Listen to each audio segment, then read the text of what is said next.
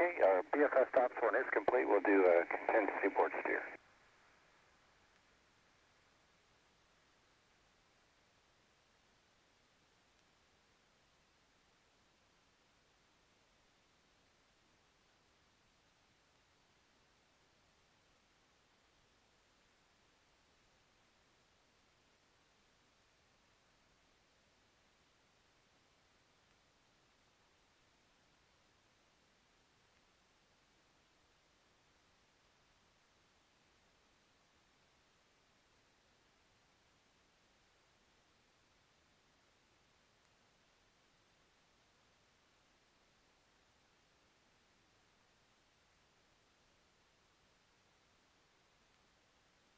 At OTC CDR, the config contingency aboard the steer is complete. Okay, copy. And CMQCS 946. I copy.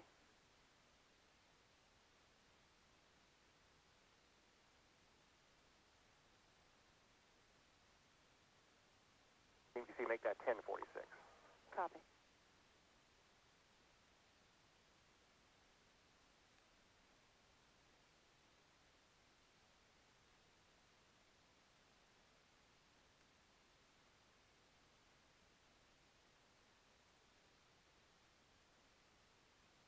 And EPD and CFCP OTC on 212?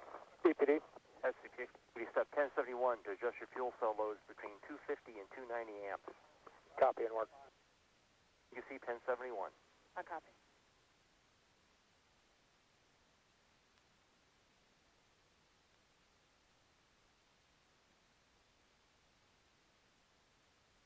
In OTC PLT, the horizontal tip config setup is complete. Okay, copy that. CMQCS 1044. Copy. And PLT, perform MPS helium reconfig. MPS helium reconfiguring work. CMQCS 1051. Copy.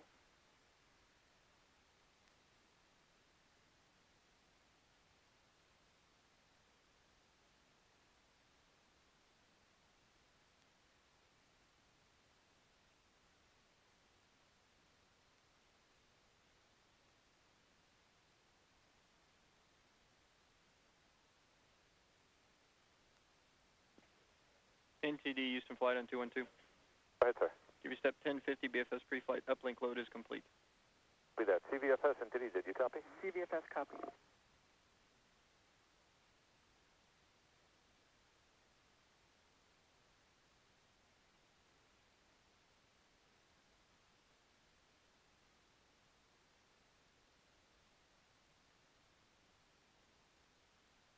SOTC on 212. Discontinue all non-mandatory LDB traffic for remainder of count. CMQC 1079. Copy.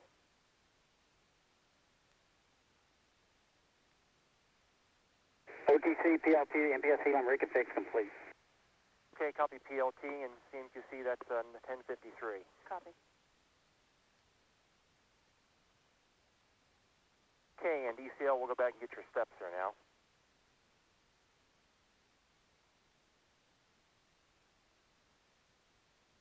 DCL, we had you complete through 890, is that correct? That's affirmative, ready for 891. 891. And CDR, OTC, are to ground 1?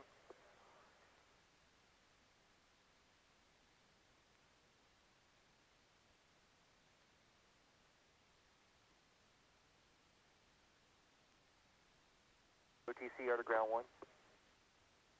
I'm sorry, go ahead for the CDR. No problem. Perform cabin vent valve per your checklist. All right, we'll perform the cabin vent per the checklist. Here comes. CMQC, that's 891. I copy.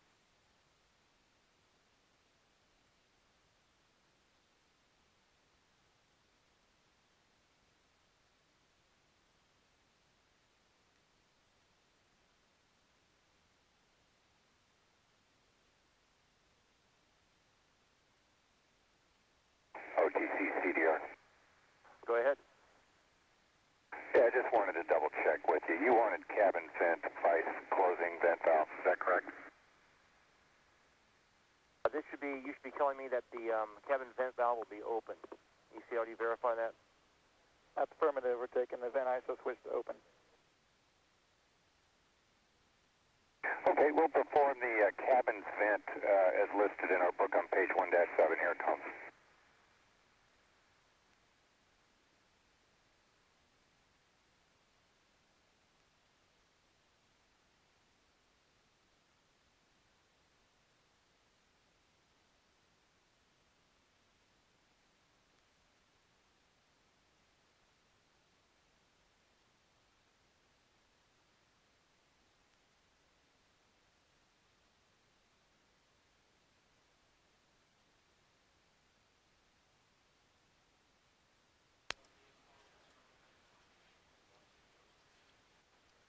We're standing by now to go into our final hold at T-minus 9 minutes.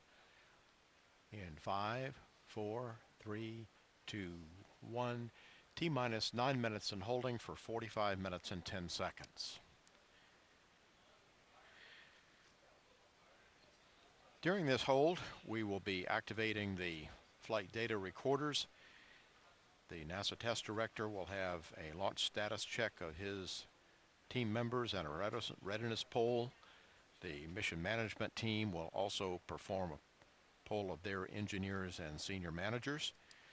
We'll verify with the 45th Weather Squadron and the Spaceflight Meteorology Group that we meet the launch weather criteria and the criteria for landing overseas or back here at the Cape if necessary. Our payload manager will report the final readiness of the payloads for launch, and we'll have a final go for launch from the launch director.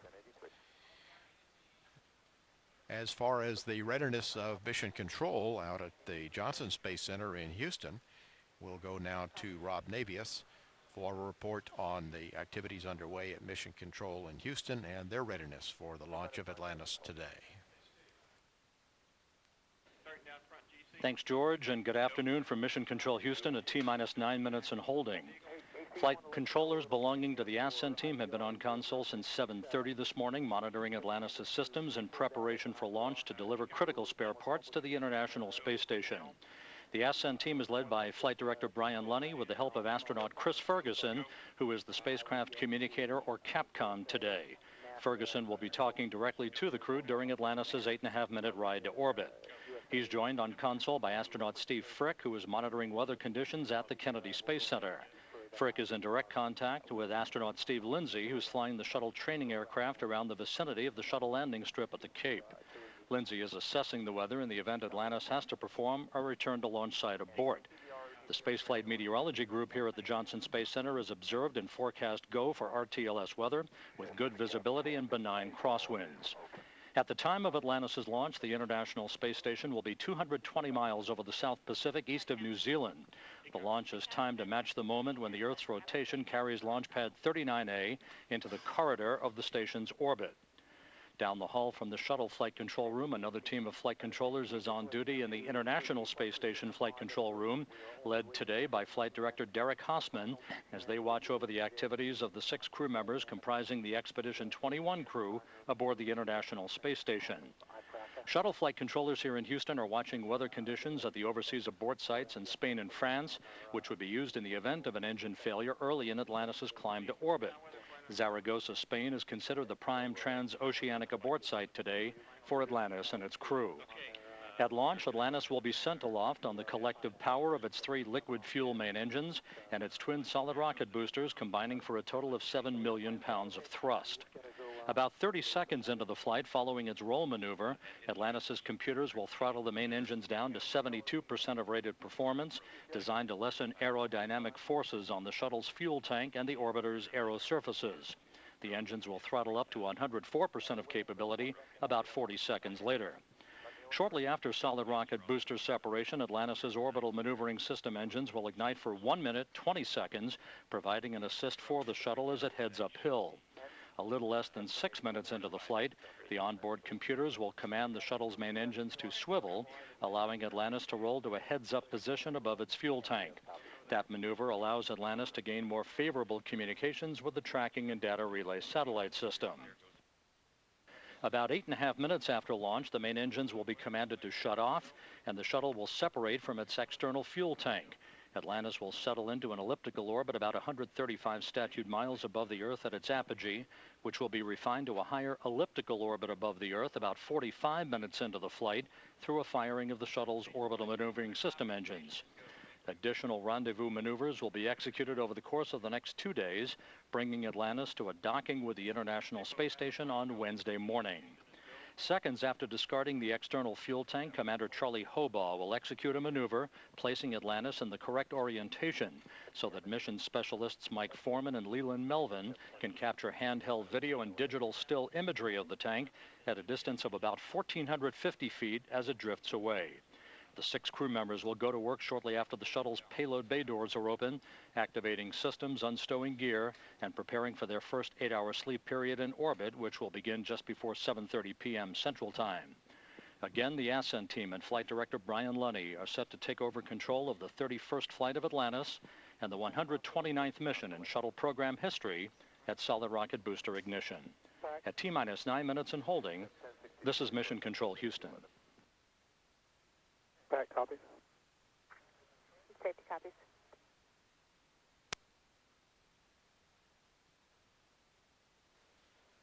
We're back now at Firing Room 4 in the Launch Control Center at Complex 39, where we have 39 minutes and 40 seconds remaining in this planned built-in hold. We're going to look now at some time-lapse video of the rollout of Space Shuttle Atlantis to the launch pad. Safety console entity. Safety.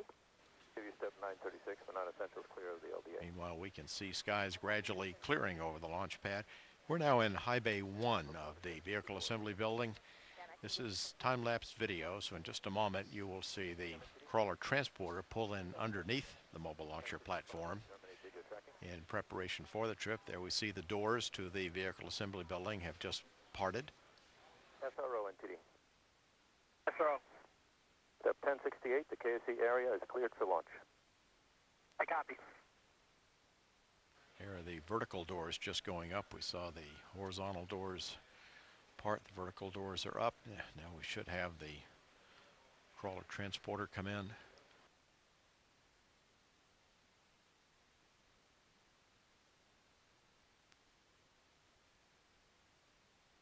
OTC, CECL. Preparations underway beneath the mobile launcher platform to accommodate the crawler transporter. 14.75. Okay, copy that. And CDR OTC, air to ground 1. Go ahead. Report cabin pressurization per your checklist. Okay, give me a minute.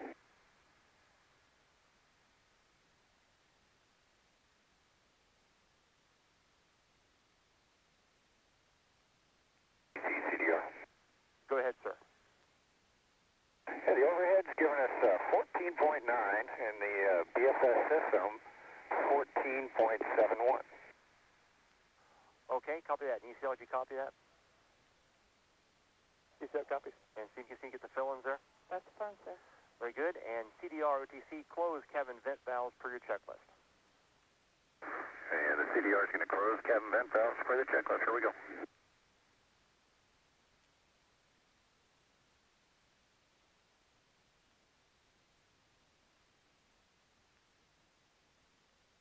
OTC CDR closed vent valve is complete.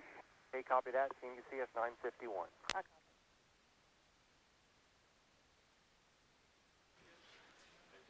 And there's our first motion of Atlantis on October 14th, 2009 from High Bay 1.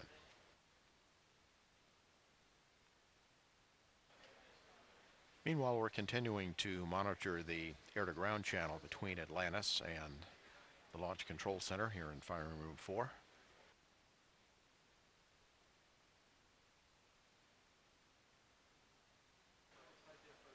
It's a 3-mile trip from the VAB out to Launch Pad 39A.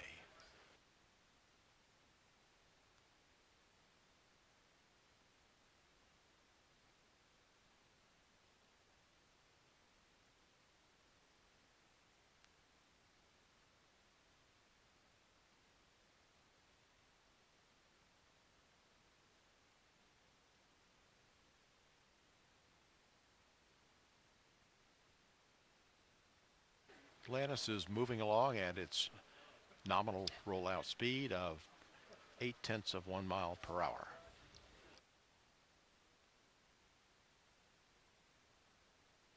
OTC MPS. Red MPS. Step 1115 is complete. Depletion sensor, simulated command removal, and final checkout. Okay, and entity copy 1115. Entity copies. And CLHY, CLOX copy 1115. LHY copies. Rollout usually begins at night for the favorable weather conditions.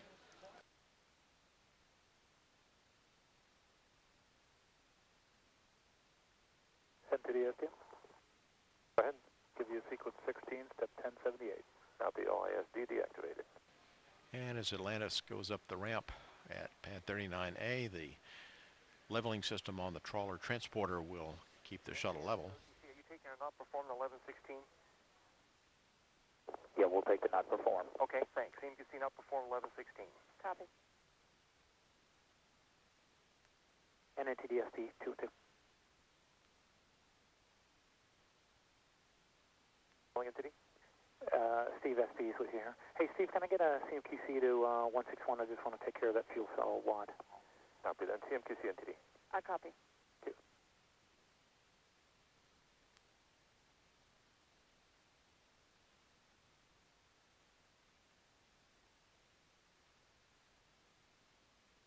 Entity Launch Director 212.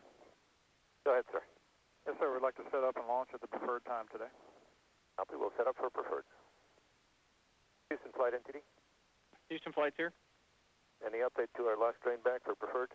I can give you an extra 3 seconds at 3 + 1 3. Oh, that's all kinds of time. Thank you.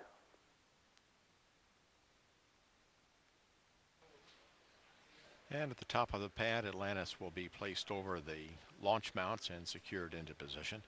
And then the connections with the pad, both mechanical and electrical, will be made.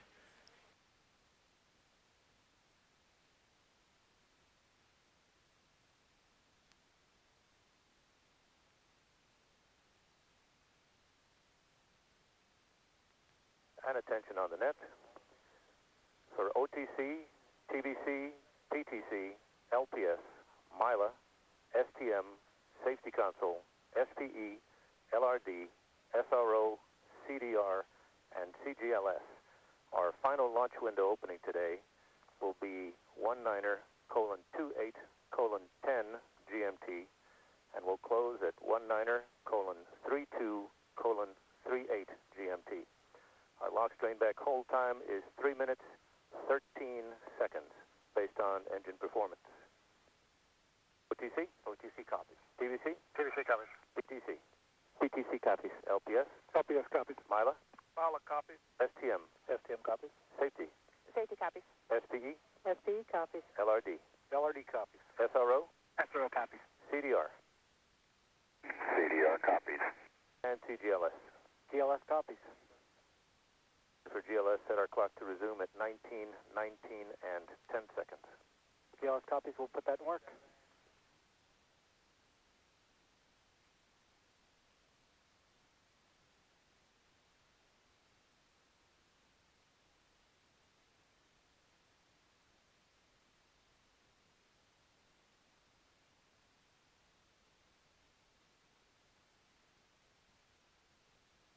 GOIS entity. Go NTD. Any update on step 1097? Copy. Long range north, 8. Long range south, 7. Medium range north, 6. Medium range south, 6. Medium range west, 6.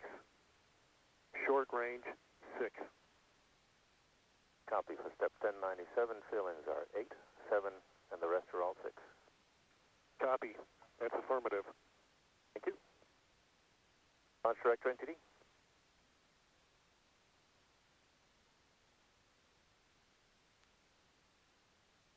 Launch director.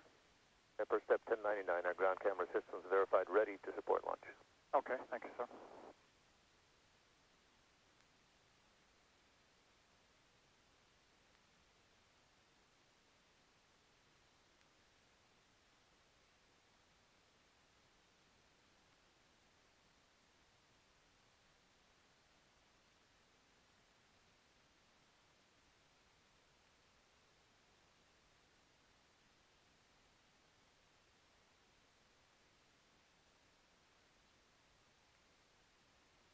Houston flight entity. NTD Houston flight. And are we going to need our pass or BFS target uplink loading today? Negative. Those are not required today. Copy 1101, 1104, not performed.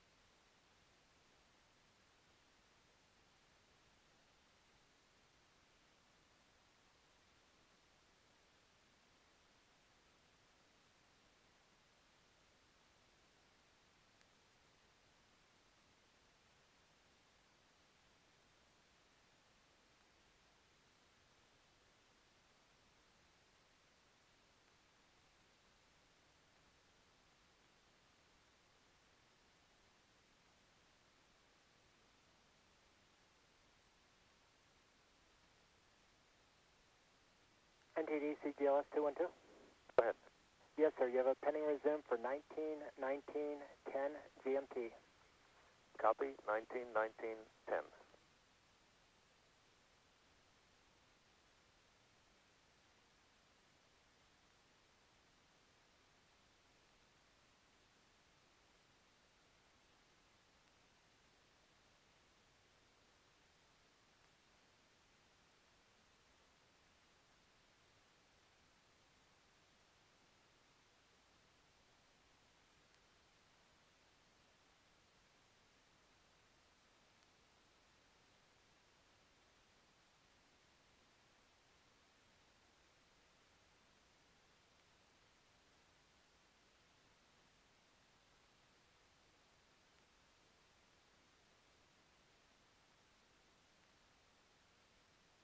Houston flight, NTD.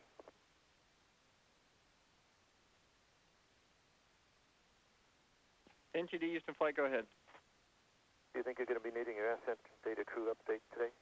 A negative, that's not required either. Okay, thank you.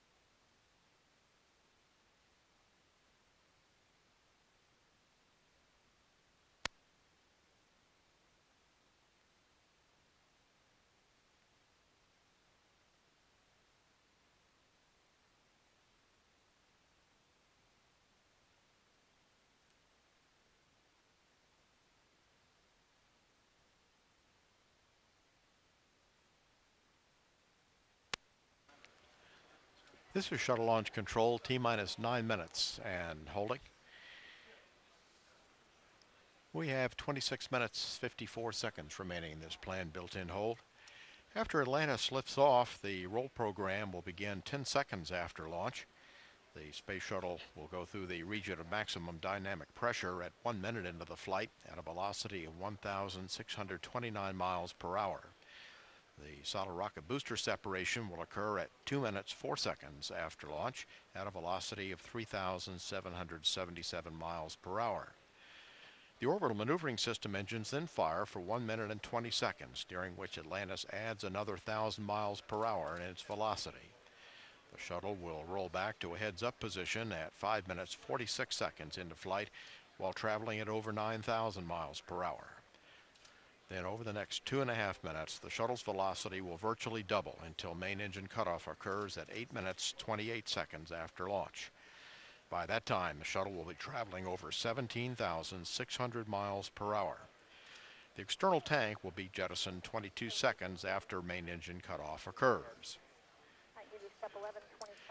At that time, Atlantis will be in an elliptical orbit of 136 statute miles by 36 statute miles.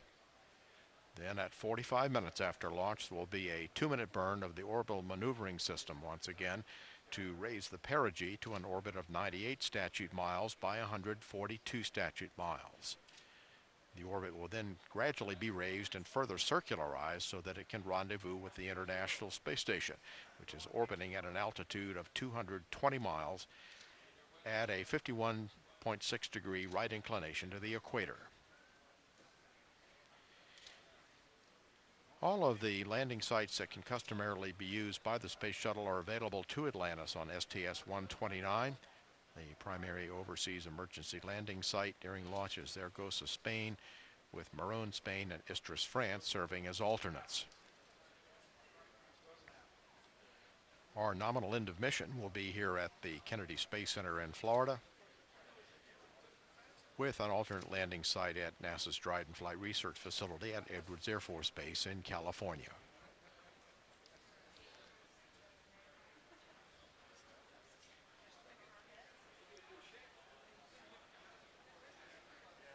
And should both Kennedy and Edwards not be available for landing, and if necessary, the shuttle could go to the White Sands Space Harbor in New Mexico.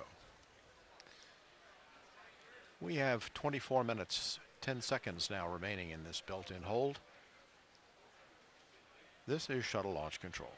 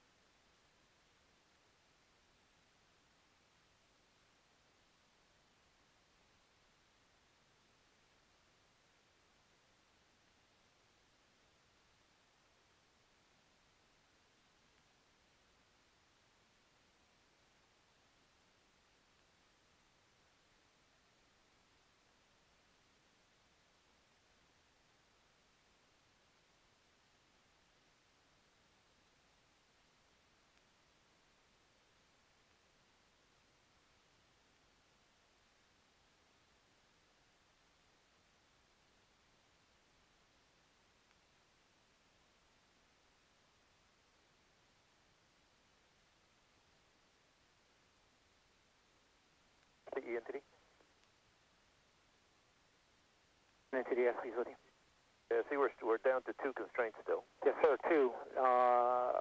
The flight crew system-wide is CMQC to close, and the fuel cell H2 pump motor I've already taken care of verbally, so it's coming off by CMQC right now. Okay, so they're both been addressed, and they're Yes, just sir. they're going to fall off here shortly. We are just waiting for the web-based application to catch up. Okay, when we get down to our pole, we'll assume these 2 are gone, and I won't hold for them to disappear off of CATS. I would concur with that. Okay. TLT OTC, air to ground 1. TLT, go ahead. Clear hardware caution warning memory and verify no unexpected errors. Nothing more.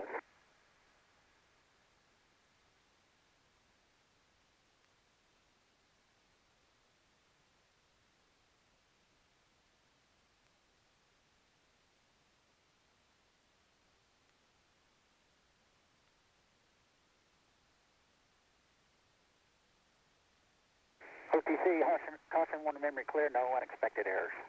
I copy. And CMQC at 1108. I copy.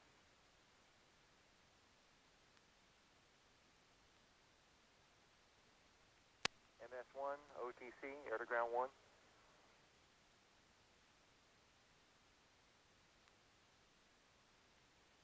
Go ahead, OTC. Activate V10 recorder.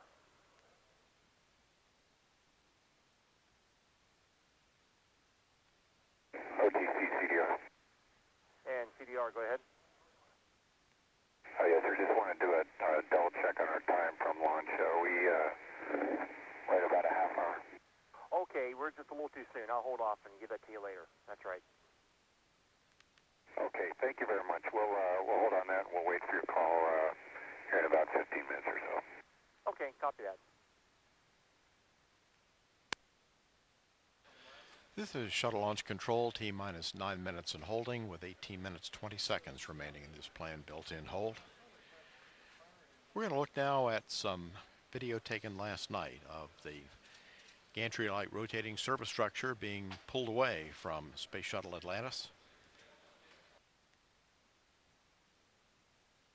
This activity began at 5:20 last evening.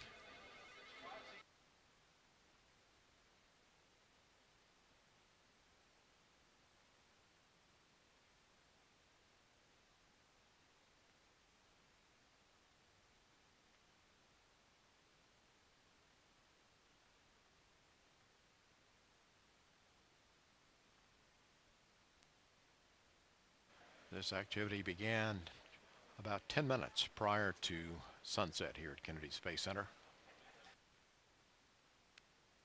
and was completed in twilight at about 5:56.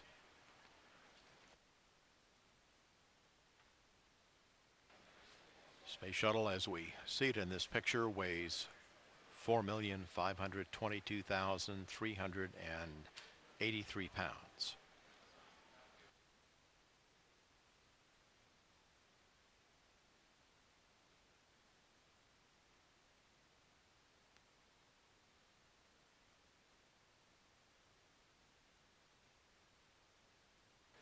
And the payload on board, that's the focus of this mission, weighs 29,458 pounds.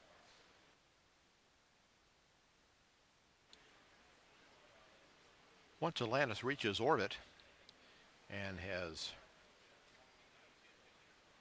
shed the external tank and solid rocket boosters, it will weigh only 266,424 pounds. That's just 5.9% of its total weight at liftoff.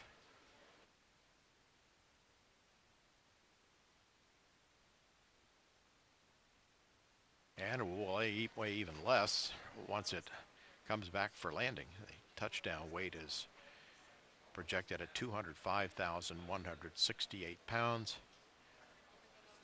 When landing occurs the day after Thanksgiving on November 27th at 9:43 a.m.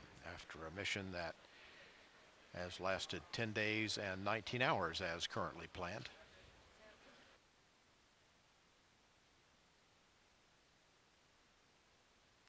These shots here now taken after dark with the xenon lights around the launch pad shining on Atlantis.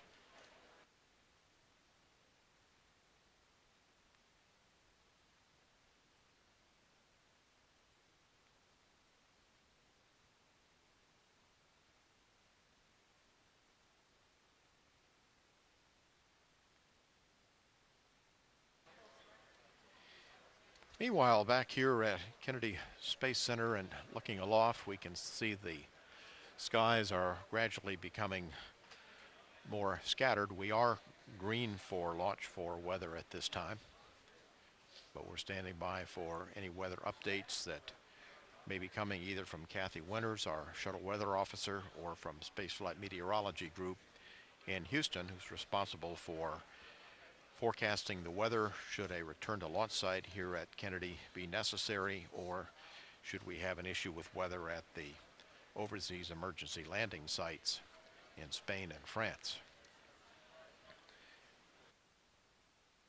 And weather downrange in the solid rocket booster retrieval area is mostly clear with seas 2 to 4 feet.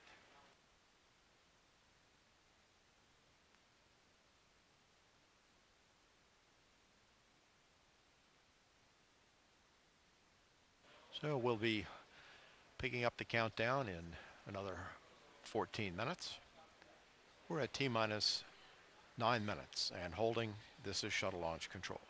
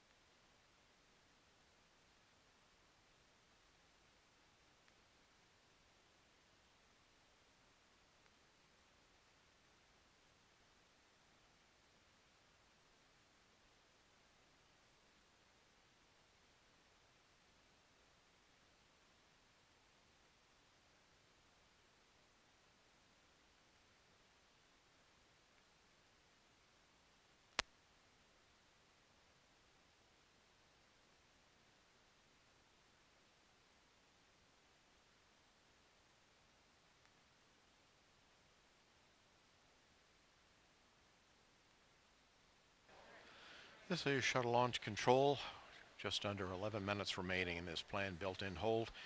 Just a few minutes we should hear our NASA Test Director Steve Payne beginning polling his team for final readiness and giving them any last-minute instructions. And we'll also hear from our Launch Director Mike Leinbach. test conductor, Jeff Laufer from the United Space Alliance, will confirm that the orbiter, Atlantis itself, is ready for a liftoff. This is the 31st flight of Atlantis, which was delivered to the Kennedy Space Center in April of 1985. It was the 4th spaceship in the orbiter fleet. Two of the most notable payloads that Atlantis has flown are the Galileo space probe to Jupiter and the Magellan space probe to Venus, but as well it docked with the Russian Mir space station 7 times.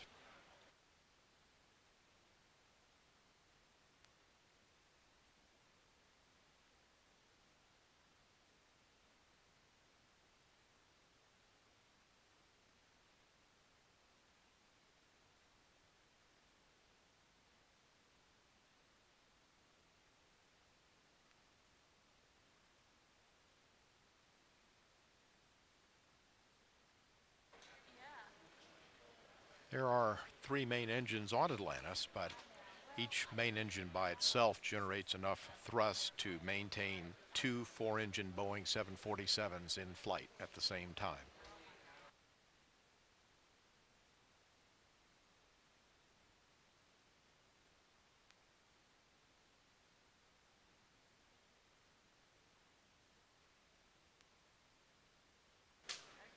Again, Atlantis, as we see the space shuttle there, weighs 4,522,383 pounds.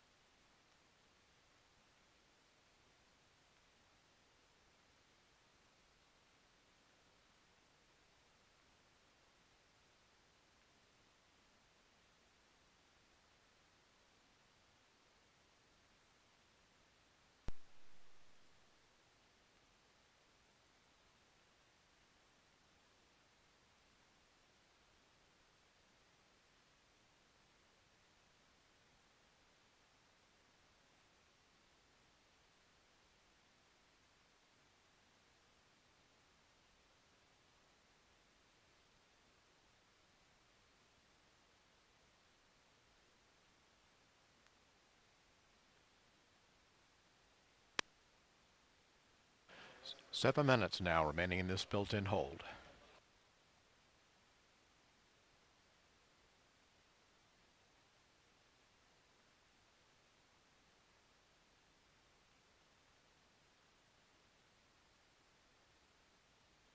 OTC, CHDD.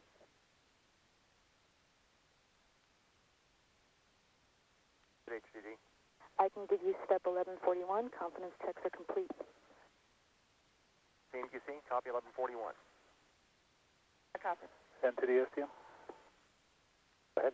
We have a weather advisory if you want to copy it. Do we need to worry about it in the next 9 minutes? Negative. It's 18 knots steady state. Okay, we'll worry about it later. Copy.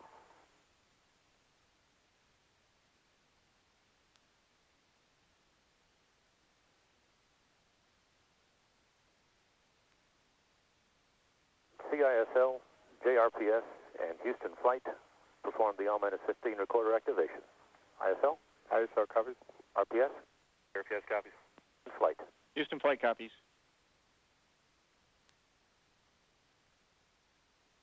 And MS1, OTC, Art of Ground 1. C-Power, TBC. Oops, what?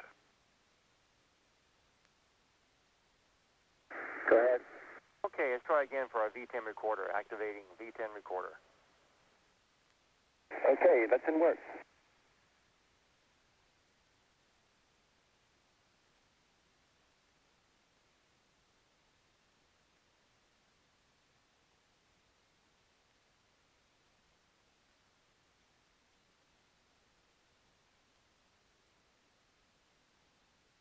Attention on the net. This is the NTD conducting the launch status check. All stations verify ready to resume count and go for launch. OTC. OTC is go. TBC. TBC is go. PTC. PTC is go. LPS. LPS is go. Houston flight. Houston flight is go. MILA. Mile is go. STM. STM is go. Safety console. Safety console is go. SPE. SP is go. LRD. LRD is go. SRO. SRO is go. You have range clear to launch. And CDR.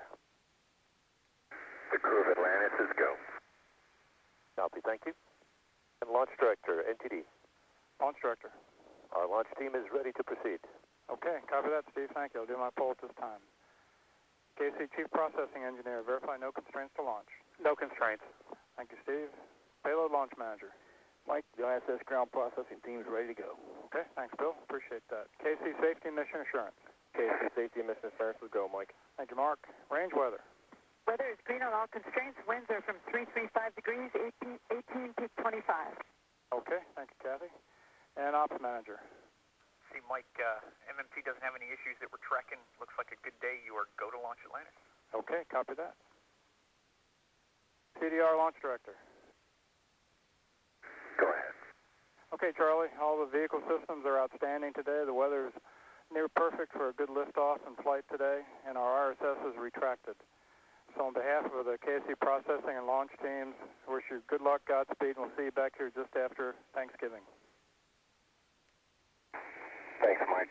We really appreciate all the effort that's gone into making this launch attempt possible. We know there's been a lot of people working some really long hours on weekends and long days with all the vehicles that are out there.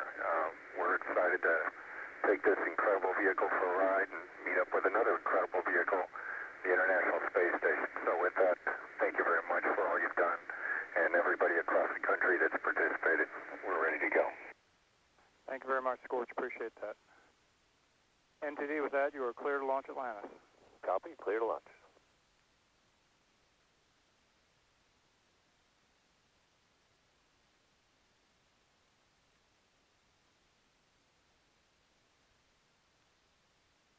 Attention on the net.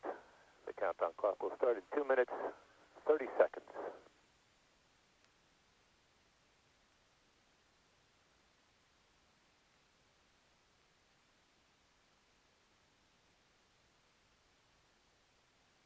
NTD ISL. Go ahead. Order activation is complete. Copy.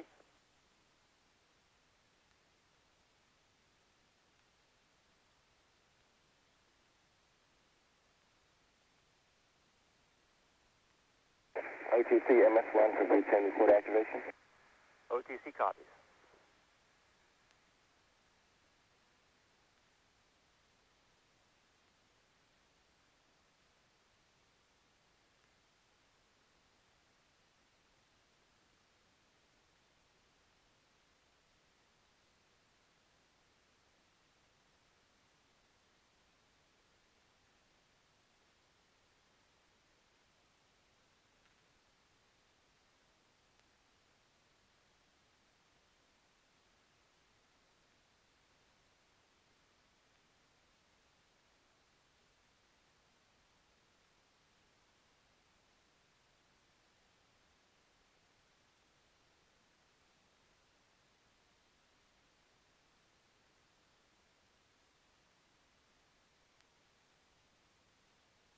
The countdown clock will start in 1 minute.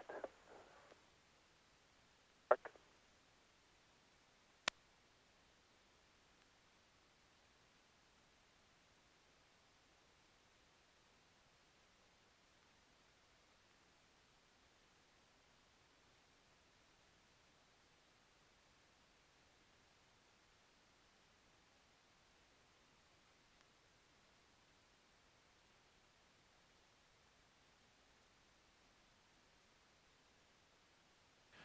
Standing by to pick up the count in 30 seconds.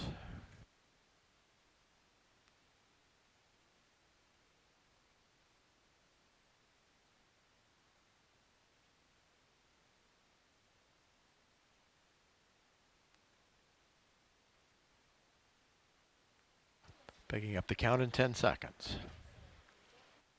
The countdown clock will resume on my mark. 3, 2, 1, mark. T-minus 9 minutes and counting. GLS auto sequence has been initiated. The computer here in the firing room is now controlling all events associated with the launch. Over 1,000 parameters are going to be checked in the next 9 minutes.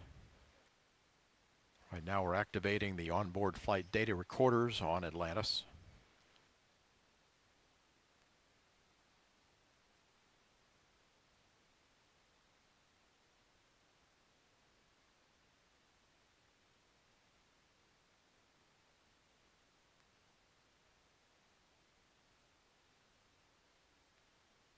We're about to transmit the final program pre-launch commands. Central buses to fuel cells per your checklist. And that's in work. Fuel cell buses being activated. Central buses are connected to fuel cells.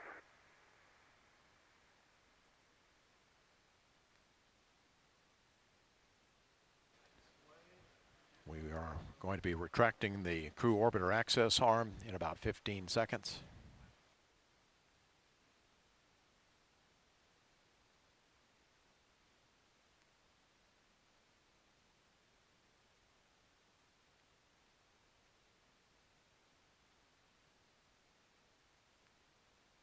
TLS is go for orbiter access arm retract. Atlantis OTC, the station is waiting for its spare parts, and Nicole is waiting for a trip home, so we won't keep you here any longer. Have a great ride to orbit and a fantastic mission. Awesome. Thanks. That was orbiter test conductor Jeff Laufer from the United Space Alliance.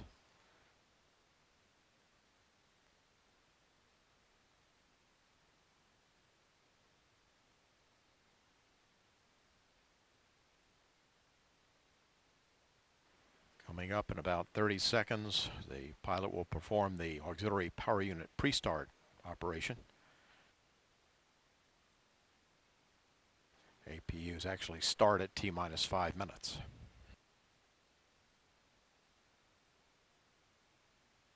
JRPS OTC, start APU display recorders. APU recorders are running. TLT OTC, perform APU pre-start. That's first.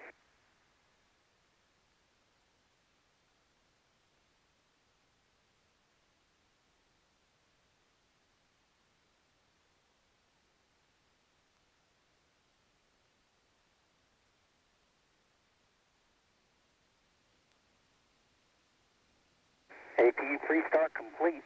3 gray talkbacks. And OTC copies.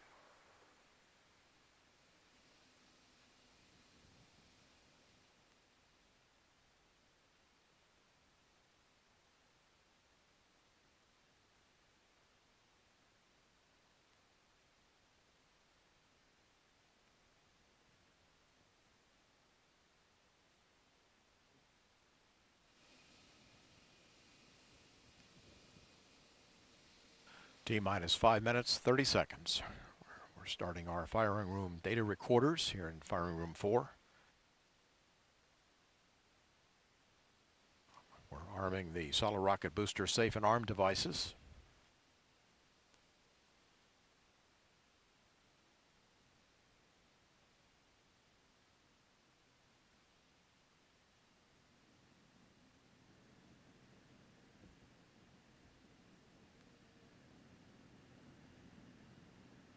TLS is go for orbiter APU start. TLT OTC, perform APU start. That's in work. CDR OTC, reconfigure heaters. Our terminating LOX replenishment. Reconfig is complete.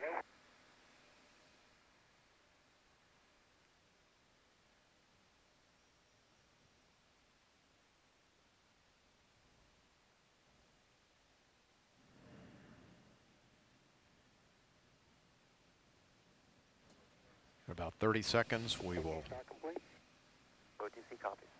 we'll see the orbiter's flight controls put through a final check. Coming up in about 15 seconds. That'll be followed by a steering check of the 3 main engines, which we will also be able to see.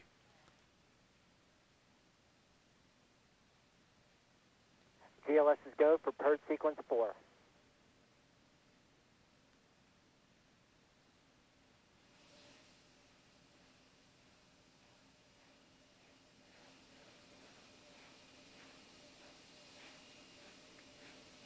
Now see a steering check of the rudder.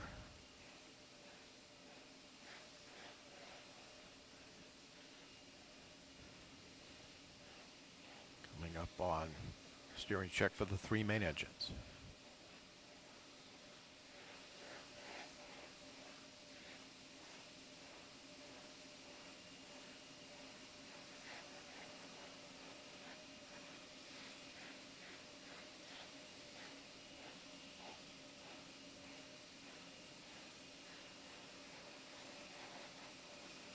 Verifying now those 3 main engines are in the start position.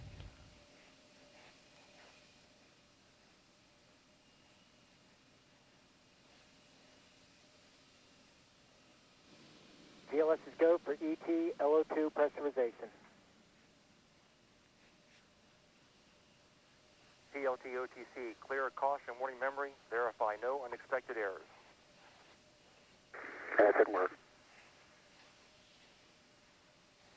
Now I'll be starting the Cox vent arm retract, the beanie cap.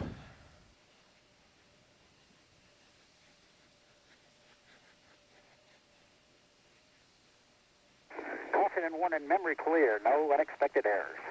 I copy. In Atlantis, close and lock your visors, initiate O2 flow.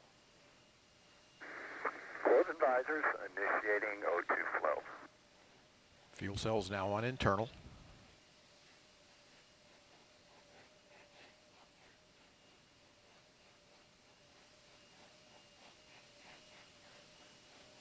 Terminating liquid hydrogen replenishment. LH2 pressurization. Liquid hydrogen tank now being pressurized.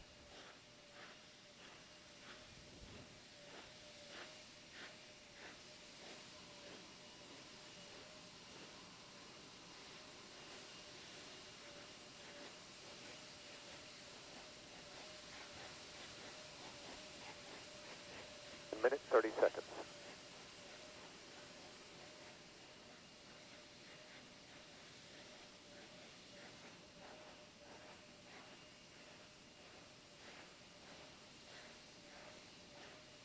Sound suppression water system now being armed for release.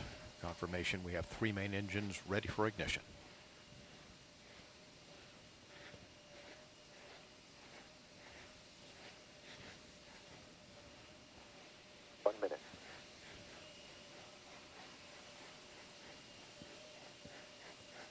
Space Shuttle now on internal power.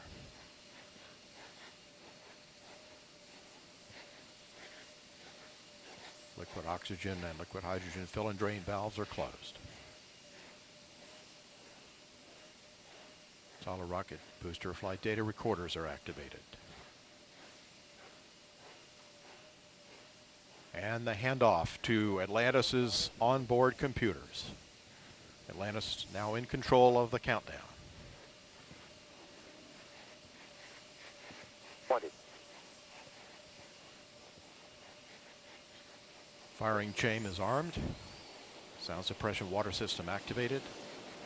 T-minus 10, 9, 8, 7, 6, 5, 3, 2, 1, 0. And liftoff of Space Shuttle Atlantis on a mission to build, resupply, and to do research on the International Space Station. Houston now controlling. Atlantis begins its penultimate journey to shore up the International Space Station. Atlantis now in the proper alignment for its 8.5-minute ride to orbit. 4.5 million pounds of hardware and humans taking aim on the International Outpost.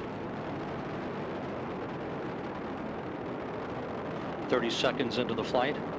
Atlantis almost 2 miles in altitude, almost 6 miles downrange from the Kennedy Space Center already, traveling 500 miles an hour. The 3 liquid fuel main engines now throttling back to 72% of rated performance, going into the bucket, reducing the stress on the shuttle as it breaks through the sound barrier. 55 seconds into the flight, all systems operating normally, 900 miles an hour. The speed of Atlantis right now, 6 miles in altitude, 9 miles downrange. Atlantis, go with throttle up. Copy, go with throttle up. The throttle up call acknowledged by Commander Charlie Hobaugh, joined on the flight deck by pilot Butch Wilmore, flight engineer Randy Bresnik, and Leland Melvin. Seated down on the middeck are Mike Foreman and Bobby Satcher, kicking off their work week with a Monday commute to orbit.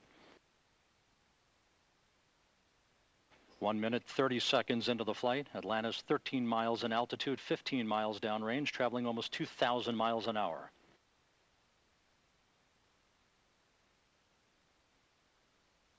Three good auxiliary power units, 3 good fuel cells, 3 good main engines.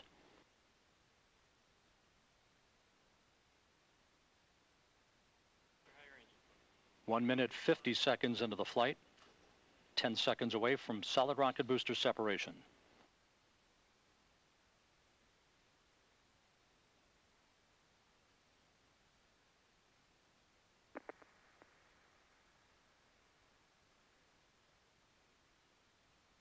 Booster officer confirms staging a good solid rocket booster separation. Guidance now converging. Atlantis steering into the center lane of Highway 129 en route to the International Space Station. 2 minutes, 20 seconds into the flight, 34 miles in altitude, 48 miles downrange. Atlantis traveling 3,200 miles an hour.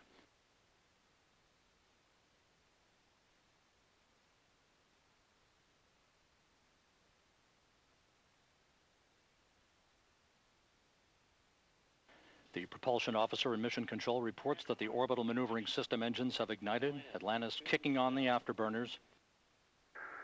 Copy, 2 engine down. Atlantis flying on the singular power of its 3 liquid fuel main engines, draining about ½ a ton of fuel per second from the large fuel tank.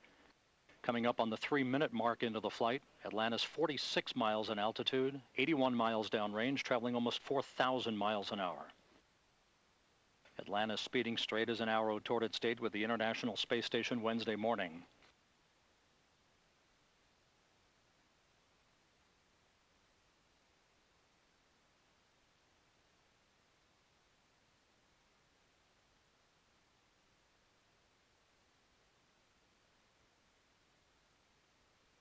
Three and a half minutes into the flight, all of Atlantis' systems functioning by the book. 55 miles in altitude, 120 miles downrange, traveling almost 5,000 miles an hour.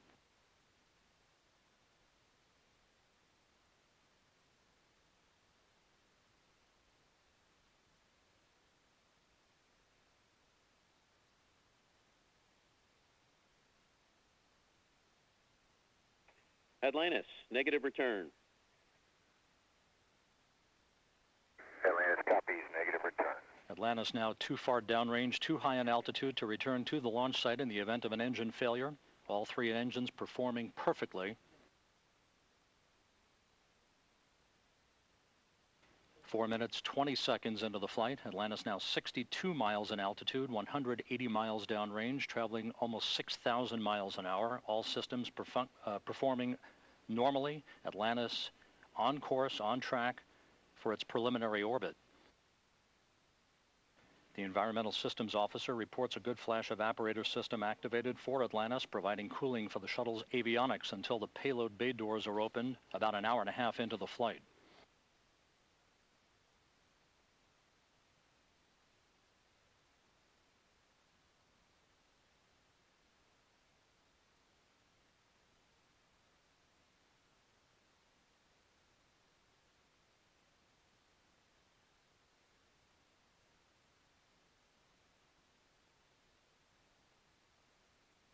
Atlantis, press to ATO. Copy, press to ATO. That call up from Capcom Chris Ferguson indicating that Atlantis can now make minimal orbital altitude targets in the event of an engine failure. However, all 3 engines continue to perform normally, as do the auxiliary power units and the 3 power-producing fuel cells. 5.5 minutes into the flight. Atlantis now 67 miles in altitude, 312 miles downrange, traveling almost 8,000 miles an hour. Frankfurt, single engine, ops 3.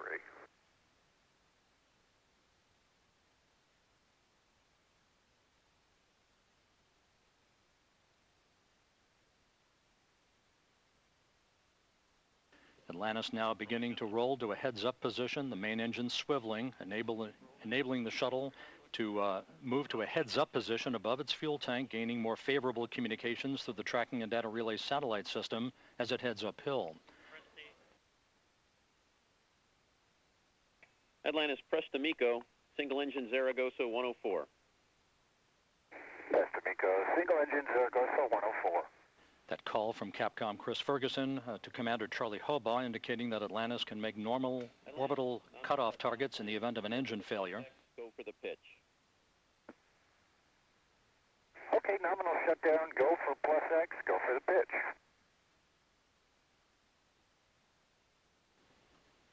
Now 6 minutes 45 seconds into the flight. Atlantis 66 miles in altitude, almost 500 miles downrange from the Kennedy Space Center, traveling almost 11,000 miles an hour.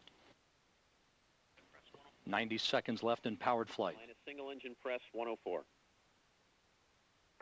Single engine press 104.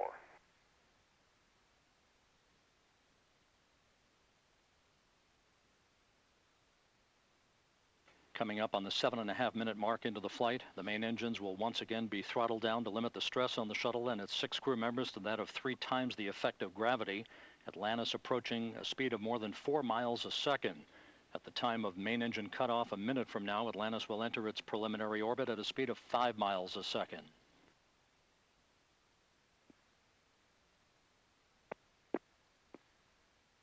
Seven minutes, 40 seconds into the flight. Atlantis providing a smooth ride uphill for Commander Charlie Hobaugh and his crew. 700 miles downrange from the Kennedy Space Center, traveling 15,000 miles an hour.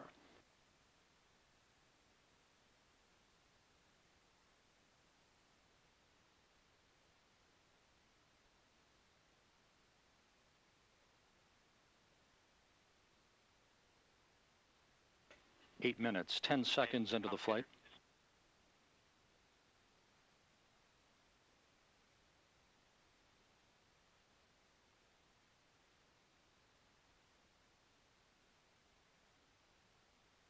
Standing by for main engine cutoff.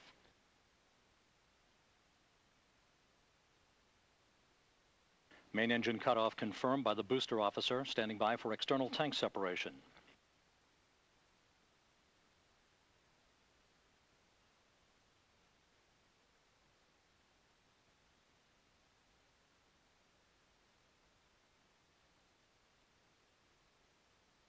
And the bird's eye view from the external tank camera of external tank separation. Atlantis now in its preliminary orbit. Commander Charlie Hobaugh will now maneuver Atlantis so that cameras embedded in the shuttle's umbilical well can perform photography of the discarded external fuel tank. And Mike Foreman and Leland Melvin are about to use digital still and video cameras to capture handheld imagery of the tank for downlink a few hours from now. A flawless climb to orbit for the shuttle Atlantis and its 6 crew members en route now to the International Space Station. Nico, ohms 1 is not required.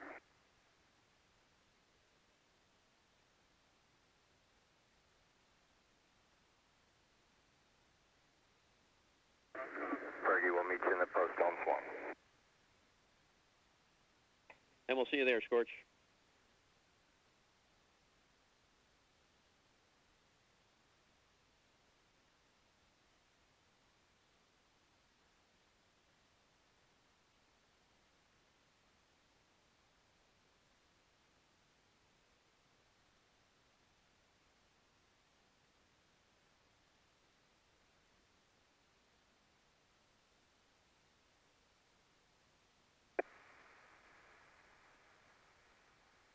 Hey, Fergie, for com. Go ahead. Yeah, just if it's all right with you, we're going to turn off air-to-air. We're getting some static on it.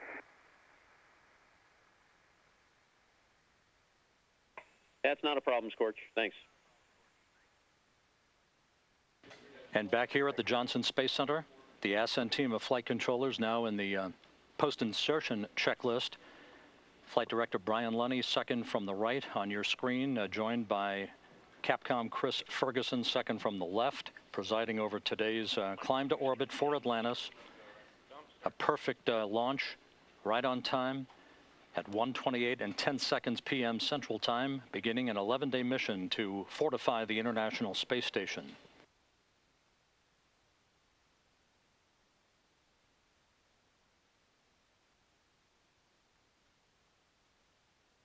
Atlantis now pitching into the right orientation for the photography that will be acquired by Mike Foreman and Leland Melvin using digital still and video cameras.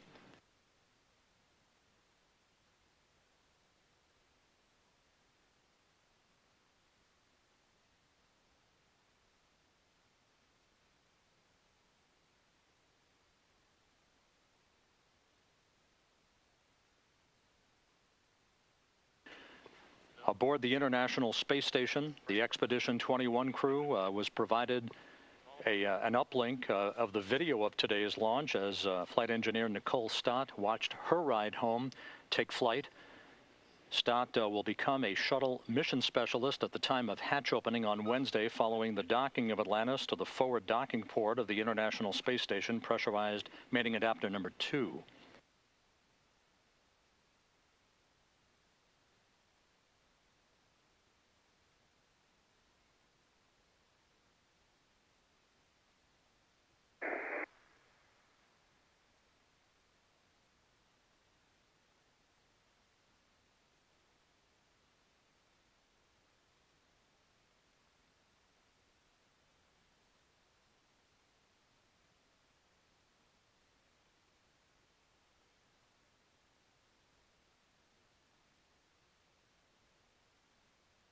And Houston, we're ready for ABS PDC isold if you are.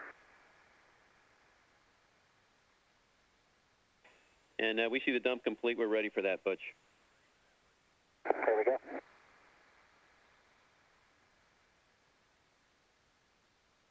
Pilot Butch Wilmore in the first minutes of his first flight into space, performing the main propulsion system dump of the extra propellant so that the external tank umbilical doors can be closed in a safe configuration.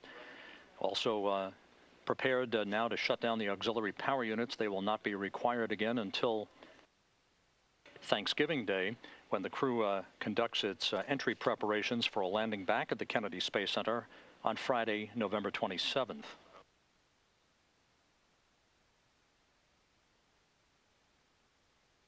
And Houston, we show that PDC isole's closed and we're ready for shutdown APUs on your call. We see that, Butch, and we are ready for APU hide shutdown over on page 3-4.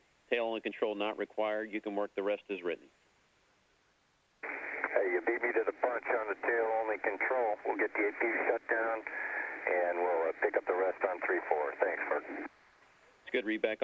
Also, you can expect to burn the onboard rooms too. We may have a small TIG update for you. We'll get to that shortly. Okay, copy that. Thanks.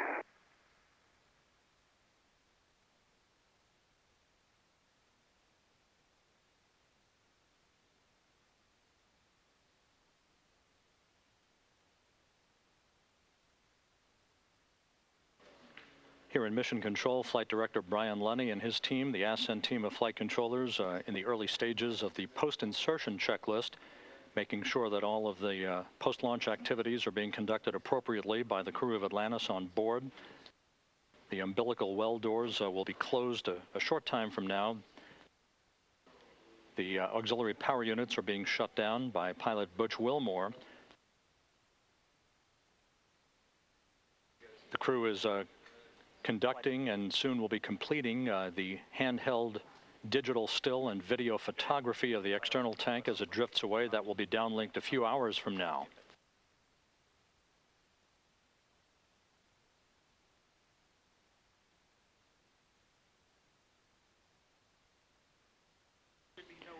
And Houston, APU shutdown's complete. We see that, Butch. Thanks. Butch Wilmore, Atlantis' pilot, confirming a good shutdown of the auxiliary power units. Will continue to provide all of the updates on activity by Atlantis' astronauts as we return now to the Kennedy Space Center for a variety of replays of today's launch that occurred on time at 1:28 and 10 seconds p.m. Central Time.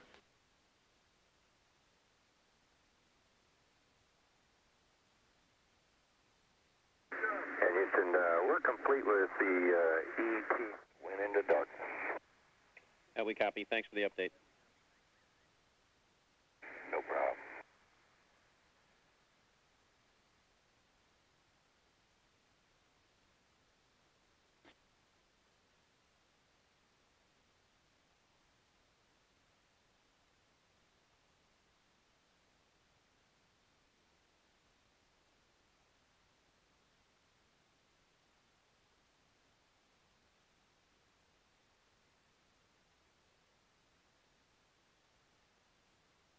And Houston, we are in Ops 105 now. We're in a new Ohms 2 burn setup.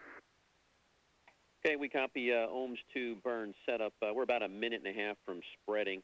Also, the current TDRS has lost redundancy, so if for some reason we lose you, you can just go best antenna.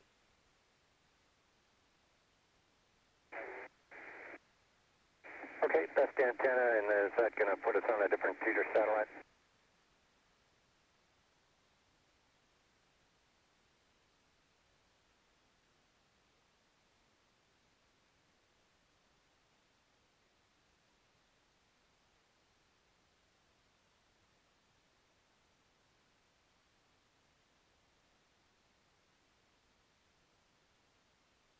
And Houston, if we didn't lose you in spreading, are we go to load?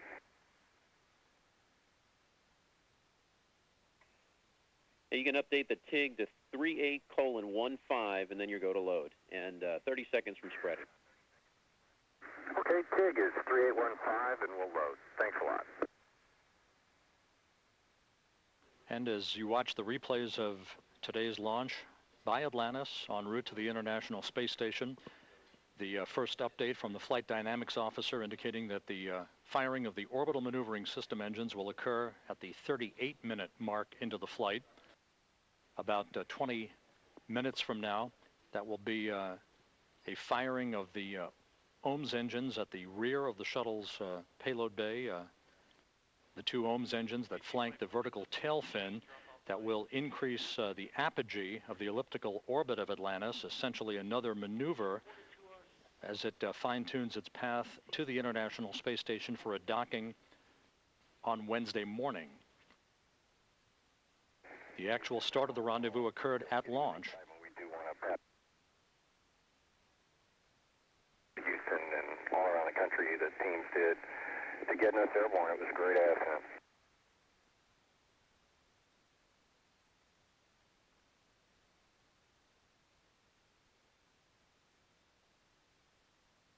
Complimentary words from Commander Charlie Hobaugh aboard Atlantis. And Atlantis, we have you back after spreading. We copied your last thanks. And to Butch, Randy, Bobby, welcome to space.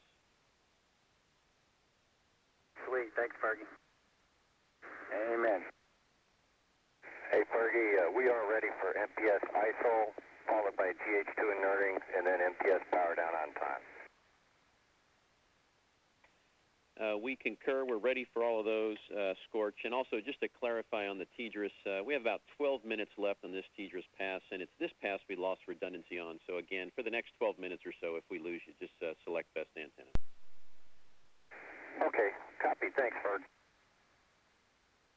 Capcom Chris Ferguson welcoming Randy Bresnik, Butch Wilmore, and Bobby Satcher to space, rookies no more, following their climb to orbit, entering their preliminary orbit just moments ago to begin an 11-day flight that will resupply critical spare parts to the International Space Station for the post-shuttle era.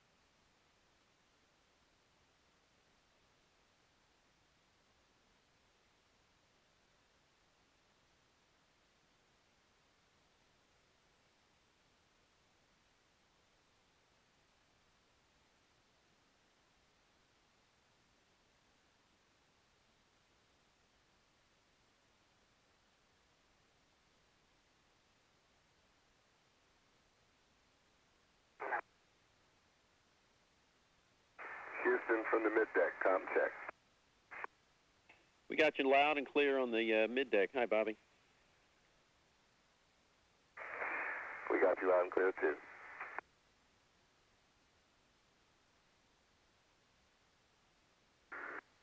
Houston, Atlantis on the flight deck, com check. And we got you loud and clear on the flight deck.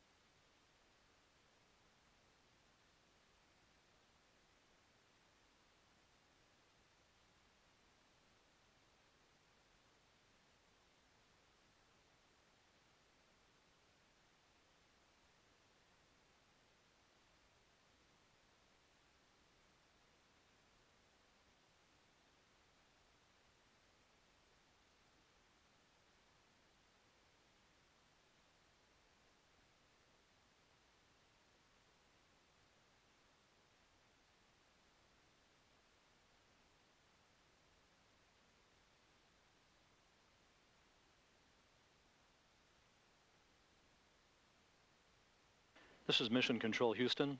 25 minutes since the launch of Atlantis that you're watching the replays of from the Kennedy Space Center. The countdown was uneventful and flawless, as was the climb to orbit for Commander Charlie Hobaugh, pilot Butch Wilmore, and mission specialists Leland, Melvin, Randy Bresnik, Mike Foreman, and Bobby Satcher as they begin their two-day trek to the International Space Station. The docking scheduled just before 11 a.m. Central Time on Wednesday, followed by the hatch opening later in the day. At the moment of hatch opening, 2 days from now, Nicole Stott will make her official transition from an Expedition 21 flight engineer to an Atlantis mission specialist. Atlantis is her ride home after some 3 months in orbit.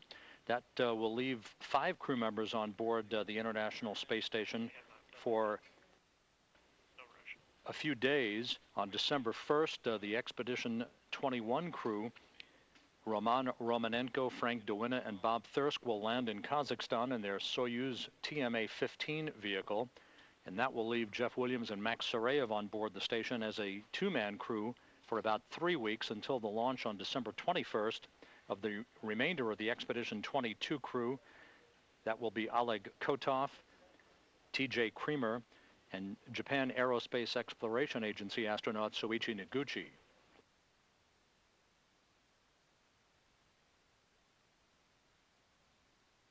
We're about 11.5 minutes away now from the firing of the orbital maneuvering system engines and what is called the OMS-2 burn, essentially a burn that will increase the apogee of Atlantis's elliptical orbit. This orbit will be refined to a more circular orbit through other rendezvous maneuvers to be executed over the course of the next 2 days as Atlantis fine-tunes its path for a docking to the International Space Station.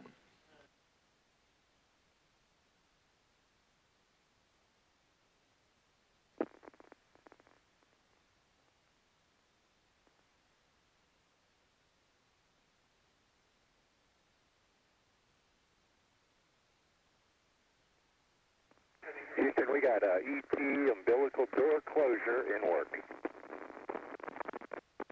Copy. We're watching Atlantis.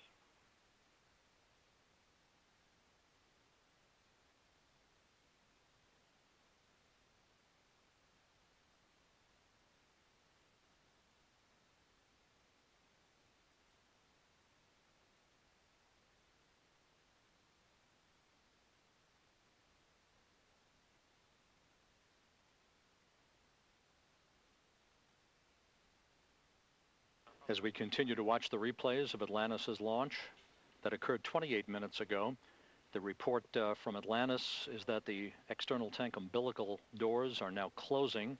The main propulsion system has been inerted, everything going very well in the early stages of the post-insertion checklist.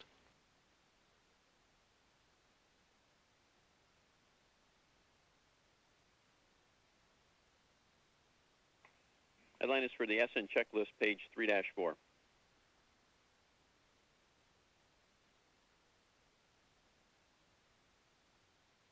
Go ahead. We're ready and watching for those A12 steps when you get a moment. Okay, we'll get those done. Thanks.